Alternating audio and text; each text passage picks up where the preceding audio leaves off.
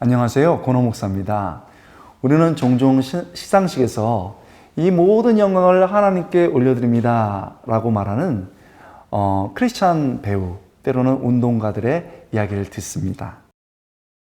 여기까지 온 것, 모든 것들을 하게 하신 것들이 하나님이라는 것들을 말하는 것이죠.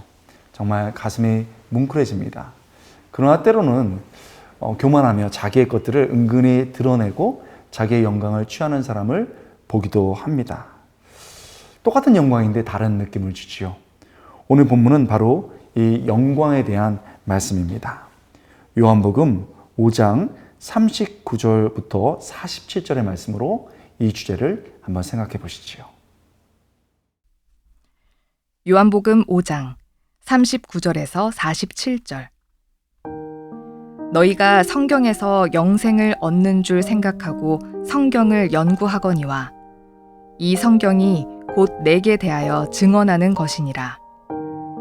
그러나 너희가 영생을 얻기 위하여 내게 오기를 원하지 아니하는도다. 나는 사람에게서 영광을 취하지 아니하노라. 다만 하나님을 사랑하는 것이 너희 속에 없음을 알았노라.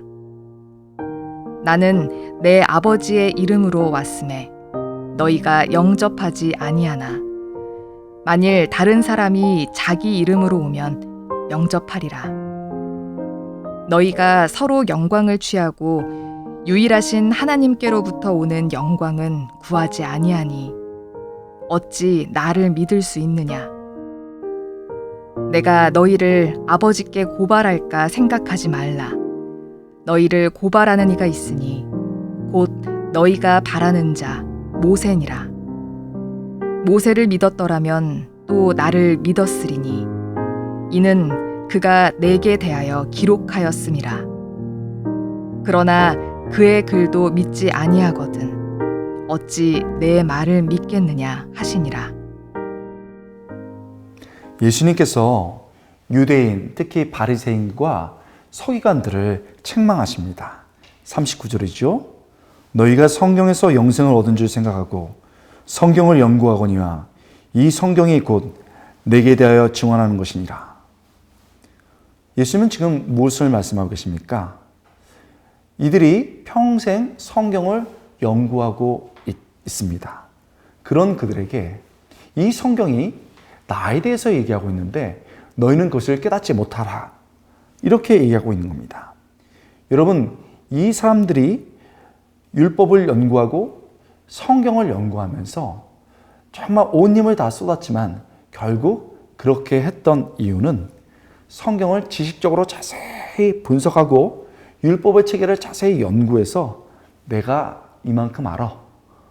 이 율법에 따라서 너희는 이렇게 해야 돼. 라고 사람들 앞에서 자기의 지식을 드러내고 자기의 지도력을 뽐내기 위해서, 즉 자기의 영광을 취하기 위해서 그렇게 한 것입니다. 그러나 정작 성경이 말하고 있는 예수님에 대해서는 알지 못했습니다. 생명의 근원이시고 빛이신 예수님이 바로 그들 앞에 계시는데 오히려 예수님을 알지 못하고 그를 거부하고 그를 핍박하려고 했었습니다. 그래서 예수님은 그들을 책망하신 겁니다. 44절이죠. 너희가 서로 영광을 취하고 유일하신 하나님께로부터 오는 영광은 구하지 아니하니 어찌 나를 믿을 수 있겠느냐.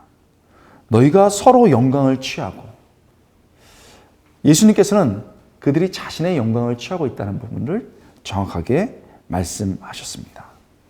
시청자 여러분, 얼마나 두려운 말씀인가요? 성경을 지식적으로도 너무나도 잘 알고 믿음 생활하는 것들이, 그때 필요한 것들이 무엇인지를 정확하게 알아도 그것이 자기를 드러내고 자기의 영광을 취하는 수단이 된다면 바로 그때 예수님을 모를 수 있다라고 말씀하십니다. 그뿐만 아니라 자기 영광이 취해서 우리 예수님을 찾지도 않습니다. 결국 그 안에 예수의 생명이 없다고 우리에게 말씀을 통해서 경고하고 계신 겁니다. 그렇습니다. 유대인들의 눈이 자기 자랑으로 가리워져서 성경이 말하는 예수님, 그들이 절대적으로 신봉하는 모세가 증거하는 예수님을 알아보지 못했습니다. 예수님은 이제 한탄하십니다. 46절, 47절. 모세를 믿었더라면 또 나를 믿었으리니 이는 그가 내게 대하여 기록하였습니다. 그러나 그의 글도 믿지 아니하거든 어찌 내 말을 믿겠느냐 하시니라. 유대인들이 예수님을 알아보지 못했습니다. 오히려 인정하지 않아서 예수님을 핍박하고 죽이려 했습니다. 이런 상황에서 예수님은 무슨 말씀을 하시고 어떻게 행동을 하실까요? 놀랍습니다. 41절입니다. 나는 사람에게 영광을 취하지 아니하노라. 43절입니다. 나는 내 아버지의 이름으로 왔음에. 예수님은 그들과는 대조적인 모습으로 나는 사람의 영광을 구하지 않는다라고 말했습니다. 오직 자신을 보내신 아버지의 이름으로 모든 것을 행하시고 그 아버지께만 인정을 받는다고 말씀하셨습니다. 묵상을 통해서 우리는 나 자신을 돌아봅니다. 우리는 누구의 인정을 구하고 있을까요? 여러분, 우리는 다른 사람의 인정을 구걸하기 위해서 이런 행동, 저런 행동, 이런 말, 이런 눈치를 보면서 살아갑니다. 그런데 그 눈치 속에서 다른 사람의 인정을 받지 못할 뿐만 아니고 우리를 존귀하게 여기시는 그 예수님의 생명도 없고 점점점 피폐해지는 것을 깨닫게 됩니다. 우리는 누구의 인정을 구하고 있나요? 여러분, 놀랍게도 예수님은 사람의 인정에 대한 관심이 없었습니다. 예수님이 진짜 인정받고 싶었던 것은 자신을 보내신 하나님의 인정이었습니다. 이것은 우리에게 너무나도 중요한 영적 원칙을 줍니다. 세상이 우리를 다 높여지고 다 인정해도 하나님께서 인정하지 않는다면 우리는 고민해 봐야 됩니다. 비록 사람들이 다 인정해 주지 않고 내가 드러나지 않는 것이지만 하나님께서 인정해 주시고 하나님을 높일 수 있다면, 하나님의 영광을 드러낼 수 있다면 우리는 힘들지만 하나님의 그 인정을 받으며 그 하나님의 인정을 붙들고 믿음의 길을 가며 하나님께 영광을 돌려야 되는 겁니다. 제가 이렇게 많은 일을 주님 위해서 하고 있는데, 하나님 일을 하고 있는데 하나님, 제 마음이 어렵습니다. 그러나 하나님이 인정해 주시니 포기하지 않겠습니다. 주님, 저를 도와주세요. 주님께 엎드리는 우리 하루가 되어야 되겠습니다.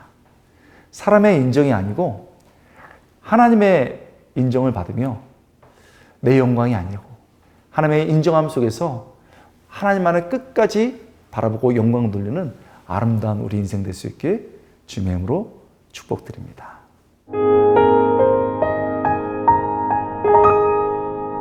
오늘 만나는 큐티는 여러분의 기도 제목을 가지고 함께 기도하고 또 여러분을 세우는 귀한 시간입니다.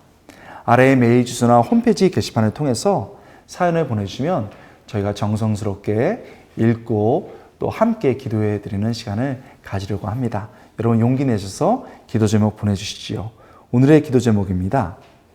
오늘의 기도 제목은요, 부하 직원들과의 세대 차이. 이것을 어떻게 극복하느냐에 관한 것이네요. 한번 읽어보겠습니다. 저는 회사에서 20년 이상 근무한 부장입니다. 최근에 저희 팀에 신입사원들이 들어왔는데요. 누가 봐도 자식벌이라 아버지 같은 마음으로 잘 챙겨줘야겠다고 생각했습니다. 그런데 일하는 태도를 보아하니 저 때와는 많이 다르더라고요. 눈에 거스리지만 흔히 말하는 꼰대가 되기 싫어서 참고 있는데 제가 안 가르쳐주면 또 누가 가르쳐주나 하는 마음도 들기도 합니다. 그래서 일단 친해지자 이런 생각으로 먼저 말을 걸어봅니다. 그런데요, 저와의 대화를 어려워하고 어색하게만 느껴집니다. 세대 차이를 극복하고 부하 직원들에게 좋은 상사가 될 수 있도록 기도 요청 드립니다. 한 부장님께서 이렇게 보내주셨네요. 부장님, 이런 부장님이 계신 곳에는 사실 일터는 굉장히 행복할 것 같습니다. 그런데 이 기도 제목을 들어보니 더 잘하기 위해서 좋은 크리스찬 상사가 되기 위해서 기도 요청을 하시는 것 같아요. 제가 그 기도 요청을 읽으면서 들었던 생각은 뭐냐면요. 이야기를 공감하고 함께하고 이런 것에는 시간이 필요한 것 같아요. 그래서 너무 급하지 않게 시간을 들여가면서 좀 이렇게 가셨으면 좋겠는데요. 대화도 중요하지만 묵묵히 함께 있으면서 그분들의 그 필요를 이렇게 묵묵하게 채워주시고 실질적으로 채우시는 게 좋은 것 같습니다. 일에 관해서는 제가 목회자일 때도 이런 조언을 했고 또 우리 직원분들에게도 이런 조언을 했습니다. 서로 예배를 드리면서 깐깐한 상사가 아니고 꼼꼼한 상사가 되라는 겁니다. 이게 뭔가요? 깐깐한 상사는요, 이거 안 돼, 저거 안 돼, 이거 안 돼, 저거 안 돼 그러면서 계속 괴롭히는 사람입니다. 깐깐한 상사죠. 근데 꼼꼼한, 발음 어렵네요. 꼼꼼한 상사는 뭐냐면 굉장히 부드럽대요.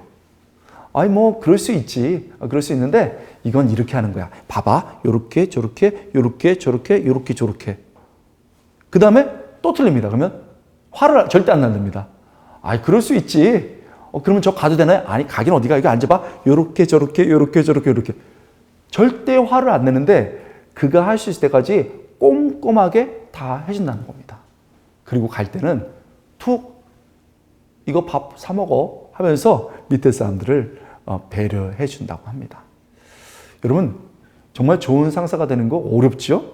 그런데 이렇게 고민하고 함께 기도한다면 우리가 지혜롭게 좋은 상사가 될 수 있을 것 같습니다. 여러분 이런 상사가 있는 회사, 이렇게 고민하는 상사가 있는 일터는 행복한 것 같습니다. 우리 다 함께 이분과 우리 자신을 위해서 한번 기도하며 응원해 보겠습니다. 다 함께 기도하겠습니다.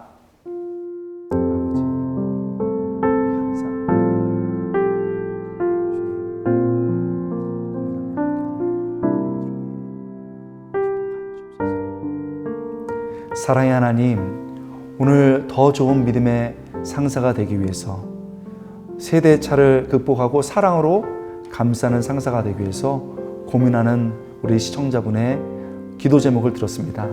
얼마나 감사한지요. 우리 주님이 잘 깨닫지 못하고 영적으로 어두운 제자들을 책망하지 아니하시고 끝까지 가르쳐 주시고 그들과 함께 있었습니다. 우리도 어렵고 미숙하고 힘든 사람들과 함께하게 하시고 깐깐한 것이 아니지만 꼼꼼하게 일을 가르쳐주고 마음만은 넓게 품을 수 있도록 도와주시옵소서. 고민하고 노력하는 모든 믿음의 상사분들께 주님께서 찾아가서 힘주셔서 하나님 일터에서 일이 잘 될 뿐만 아니고 저분은 정말 예수님 믿는 분이야 라는 예수의 향기가 진동하는 하루 될 수 있도록 도와주시옵소서. 감사드리고 예수님의 이름으로 간절히 기도드리옵나이다. 아멘.